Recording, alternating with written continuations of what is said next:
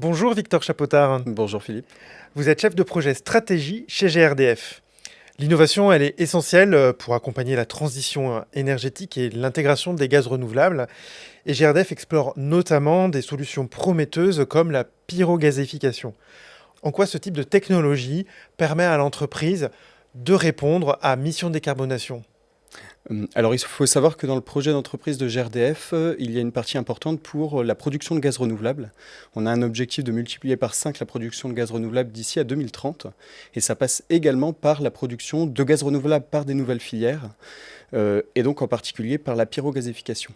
La pyrogazéification, il faut savoir que c'est une filière complémentaire au biométhane, en particulier sur les intrants, puisqu'on va utiliser des déchets de type bois ou même des CSR, donc des déchets divers, plastiques ou autres, pour pouvoir produire ce gaz renouvelable.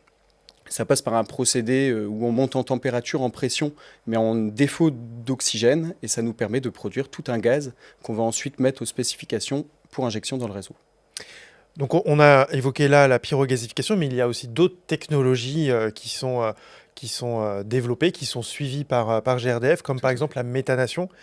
Pareil, même question, est-ce que vous pouvez nous expliquer qu'est-ce que c'est que cette technologie? Tout à fait. Alors il y a 3 filières en tout que l'on suit à GRDF, la pyrogazéification, la gazéification hydrothermale et donc le power to méthane ou ce qu'on appelle la méthanation qui nous permet de produire un complément de gaz pour injection dans le réseau. Donc le e-méthane ou power to méthane nous permet de produire du gaz renouvelable à partir d'électricité excédentaire. Il faut savoir qu'il y a beaucoup de contraintes, notamment pour l'intégration de l'électricité renouvelable sur le réseau électrique. Et le Power to Méthane se voit comme une vraie solution pour faire la jonction entre ces deux réseaux et donc produire un complément de méthane donc en faisant de la méthanation qui permet de combiner le CO2 avec de l'H2 produit par électrolyse à partir d'électricité renouvelable. Vous nous avez évoqué la pyrogazéification et ainsi que la méthanation. Nous avions vu précédemment avec l'un de vos collègues la gazéification hydrothermale. Donc Mm. trois technologies qui sont dans les programmes de recherche et développement de GRDF, en complément en fait d'une technologie de méthanisation qui elle est sur le terrain, qui est aujourd'hui industrialisée sur le territoire national. Et sur les technologies de pyrogazéification et de méthanation, est-ce que l'on a aujourd'hui au sein de GRDF des projets que l'on suit concrets sur le terrain et qui peuvent conforter les programmes de recherche et développement que l'on élabore? Oui, alors il faut savoir que pour la pyrogazéification comme pour la méthanation, il y a 2 appels à projets qui ont été lancés par GRDF en 2021 et qui nous ont permis donc de sortir différents projets. Pour la pyrogazéification, nous suivons en particulier 2 projets, donc le projet de Limoges et le projet de Green Gas Provence qui est situé à Istres dans le sud de la France. Donc ce sont 2 projets prometteurs qui vont montrer la pertinence de la pyrogazéification. Pour la méthanation, on suit en particulier un projet qui est le projet Power to Gas, donc qui se situe à Pau. Et qui a pour vocation de faire un complément de gaz renouvelable par méthanation adossé à une méthanisation qui existe déjà et qui est sur un site de station d'épuration de Pau. Donc trois projets que l'on suit aujourd'hui au sein de GRDF pour le développement sur le terrain.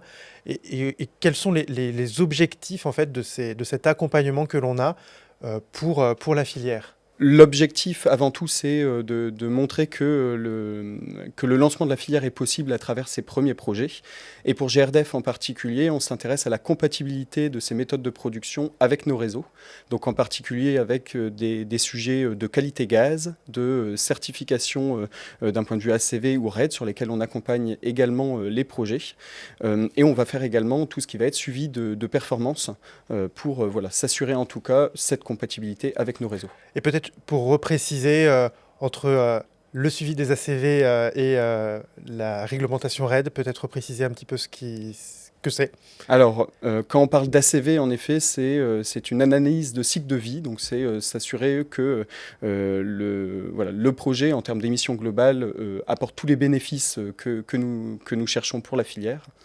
Et d'un point de vue donc certification qu'on dit RED, en fait, c'est une directive européenne et donc des niveaux qui sont à atteindre pour ces projets, là. Et donc effectivement, ces certifications et ces analyses de cycle de vie pour garantir que ces programmes et ces projets de recherche et développement contribuent bien à la décarbonation que l'on souhaite opérer avec Exactement, dans notre... notre projet d'entreprise.